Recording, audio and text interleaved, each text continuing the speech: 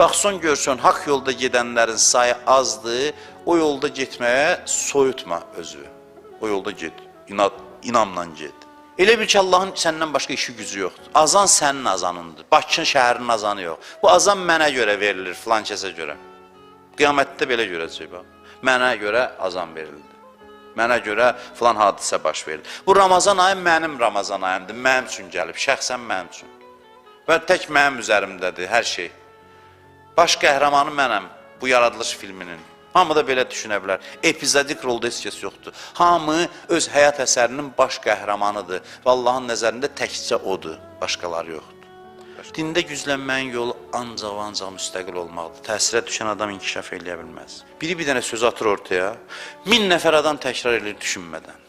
Dəhşətə gəlirsən ki, ay Allah, bir zərrə qədər bu adamın düşüncəsi var ya, yoxdur.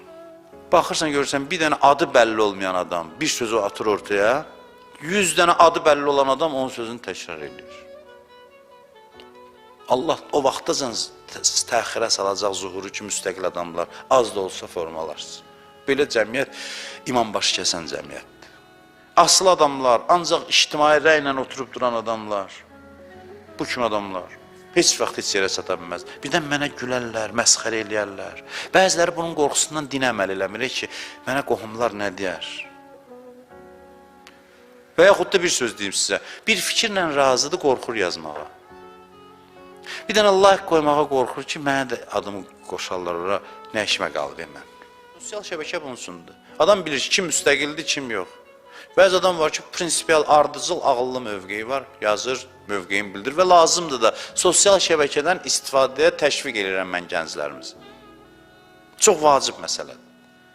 Haqq mövqeyini insan əsaslandırıb ortaya qoysun, müzakirə eləsin. Bütün günü boş-boş yox, lazım olan məqamda, lazım olan həddə. Hətta deyərdim, yəni, mənim fətva vermək səlahiyyətim yoxdur. Şəri mənada demirəm, amma vacib hesab edirəm, yəni. O, günün müəyyən hissəsini, müəyyən vaxtları orada iştirak eləmək, o mövqe bildirmək, fikirlərvi bölüşmək. Allahın xoşu gəlir müstəqil adamlardan və acığı gəlir asıl adamlardan. Allah belədir. Bəzi mövzular var, Allah üçün həssasdır. Məsələn, deyir, birinin varı çoxdursa, o ilə danışanda səsin dəyişdirsə Allah deyir ki, ata uyandırasan. Cəmaət imamları ona görə dəstəksiz qoyub ki, boylanıb görürlər kim var, görürlər heç kəs deyirlər, mənə nə düşüb.